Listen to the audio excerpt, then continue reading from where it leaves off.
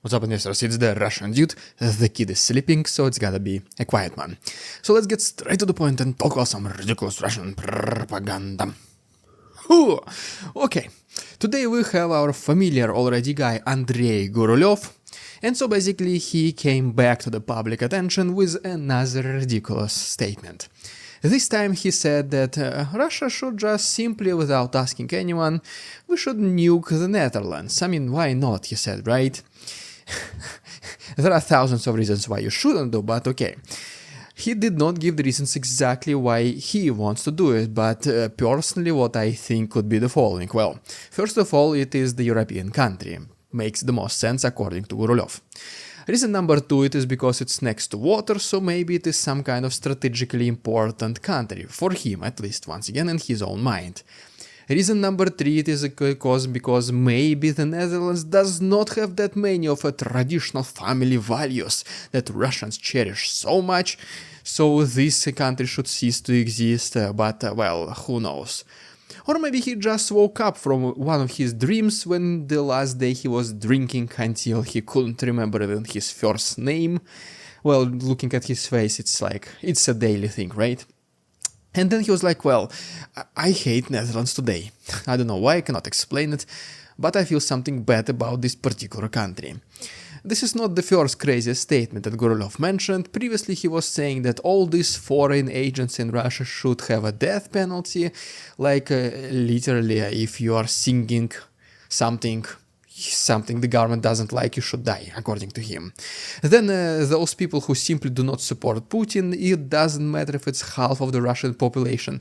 Like, let's just erase them as well, let's just eliminate half of Russian population at all.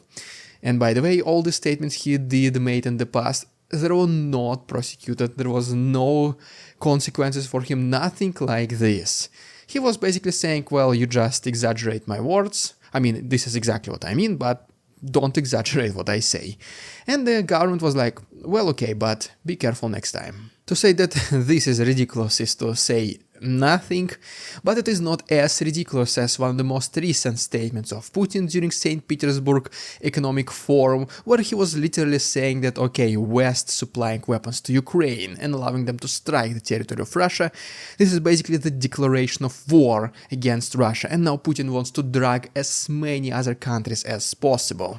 We're gonna talk about it very soon, but for now let me give you a brief update from the front lines. And first of all, we begin with the update from the south. Because right here is the compilation video from the Ukrainian elite unit which is operating right now in Kherson region, and they show primarily their FPV drone operators' work.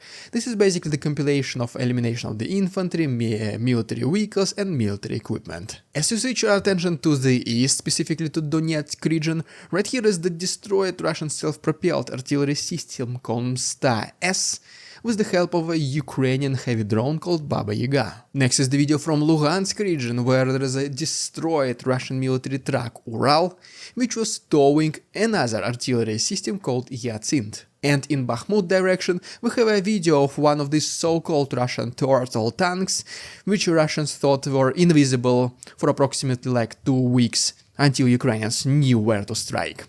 And well, as you can see according to this video, the consequences is pretty much exactly the same. This tank is being split into atoms. And just in general, according to the commander-in-chief of Ukrainian forces, Alexander Syrsky, Russians recently in the last 24 hours, they intensified their offensive attempts at least in 4 different directions. And these ones are Kurachev, Pokrovsky, Kupiansk and Kharkov. As of the moment of recording this video, neither of those directions were successful. And for example, I guess in order to prove that yes, indeed, Russians attempted some new things along these front lines, for example, right here is the video from Vovchansk, where we can see a couple of Russian drone operators sitting literally on the balcony in the wide open field, like not even trying to hide. So Ukrainians were able to spot them literally with their naked eye. They did not have to do reconnaissance, nothing like this. So as you can imagine, the drone operators were eliminated, and my question is, so what is even the purpose of using FPV drones in war? So that people can be as far behind front lines as possible, so they can hide in trenches, underground, anything like this. I mean, this is the sole purpose. Let the machine do the work not a person. Well, instead, like Russians literally sitting on the balcony, not even trying to hide. I don't know, maybe the weather was good or anything like this. Well, the consequences here are obvious as well. And also speaking about Kharkov, right here is yet another Russian T-80 tank being noticed by Ukrainians, being followed by Ukrainians, and then successfully being turned into an immobilized monument. And this video shows the entirety of this operation. Very interesting to see, guys. This is one of those very few videos I find every single week, which is way better than average, way better than usual videos in terms of quality and even some kind of a storyline. So if you want to see the full version, uncensored one obviously, it will be on my Patreon, the link is down below, highly recommend. And ultimately is the video from Belgrade, where one of the local electrical power stations spontaneously, as it always happens on the territory of Russia, was caught on fire. Well, I don't think it was not without an explanation, because we do know that the West green-lighted Ukrainians to use the weapons on the territory of Russia, which obviously made Putin extremely vulnerable, furious, and was like, well, I was threatening the world so many times that in case you do it, there will be an escalation, and then this actually happened. And so now Putin is like, well, I gotta do something because I already showed the world how tough I am. So right now let's talk about Putin literally wanting to drag as many new countries into this war as possible. But before we proceed, guys, if you want to support my work on this Russian Duo channel, can you please simply like this video, subscribe to my channel.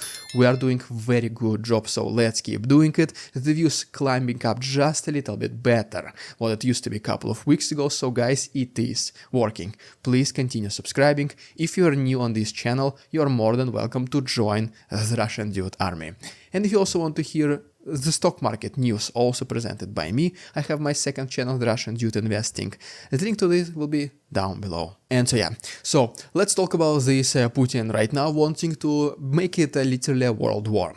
So right now in Russia there is happening a St. Petersburg Economic Forum. The key word here is economic. Putin participated in it in its opening day, and everything he was talking about was the situation in Ukraine. However much it is related to the economy. I mean, yes, in some way it is, but that's not the main topic of this summit. Okay, long story short. One of the first statements he said is that it was America who started this war in Ukraine because they did want to change the ruling power in Ukraine with unconstitutional ways. And Russia did everything possible to prevent this from happening until they couldn't do it anymore. That is why for this reason right now Russia still continues to find the mutual connection points so the peace talks can resume, and unfortunately the West and Ukraine itself, they do not want to talk with Russia anymore. And guys, if you remember, there will be a peace summit in Switzerland literally in in less than a couple of weeks. Russia is not coming.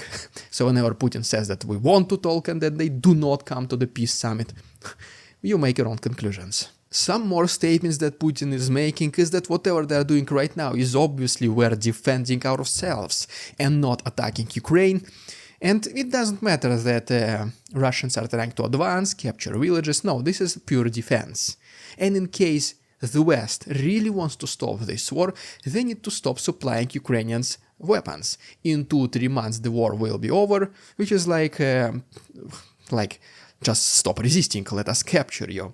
This is literally what Putin wants to say. He also did mention that the West transporting weapons to Ukraine and then even allowing them to use them to strike the territory of Russia is basically a direct participation of the West in this special military operation, which basically means if you want war, you're gonna get it.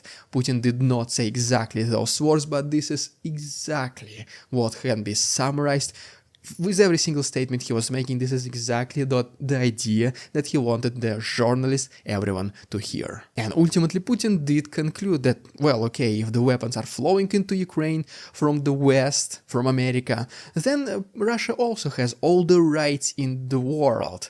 I have no idea who gave him those rights, but that's what he said, literally.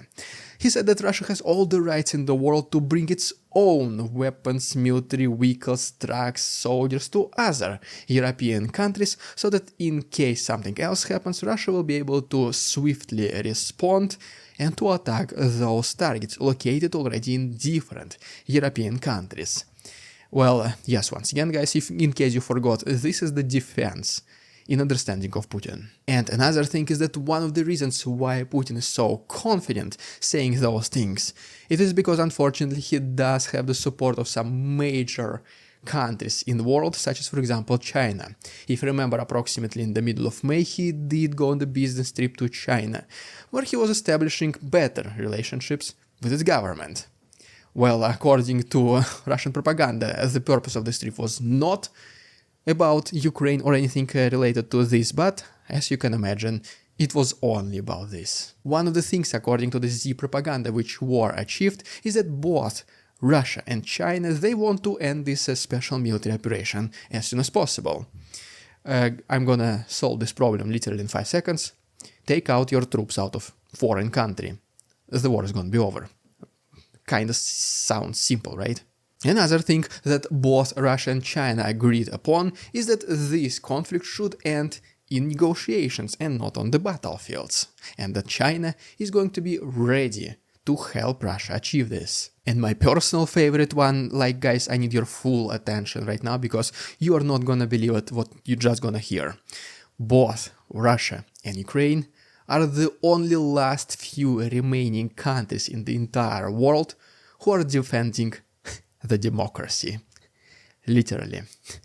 Those countries whose rule has been ruling for decades, they're the ones protecting democracy in the rest of the world.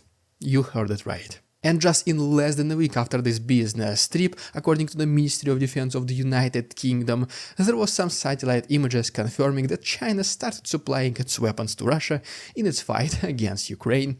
Surprise, surprise. And ultimately there was one more country which was taking Russian side recently, much more, I would say, furiously. This country is obviously Belarus.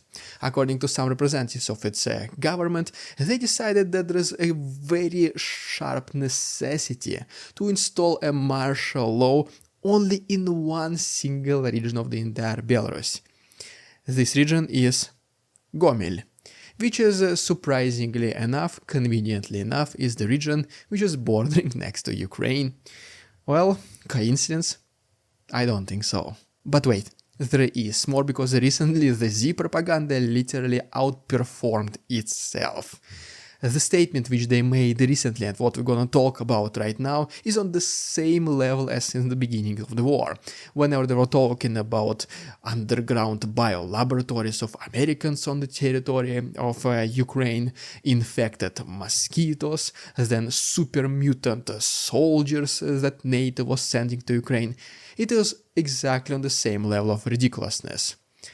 So, we're gonna talk about this on my Patreon, guys. I hope you're very intrigued, because this is worth listening, believe me. If you want to continue watching and see this uncensored episode, fully uncensored one I mean, please go ahead and check my Patreon, the link is down below. 1 week of free access for every single one of you right now.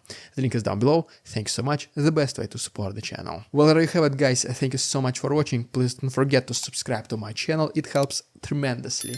Don't forget about my second channel, Russian Dude Investing. All the other useful links are down below. My Instagram, PayPal, Patreon, of course merch, hoodies, cases, pants, t-shirts, everything you can find down below. Thanks so much for watching. See you tomorrow.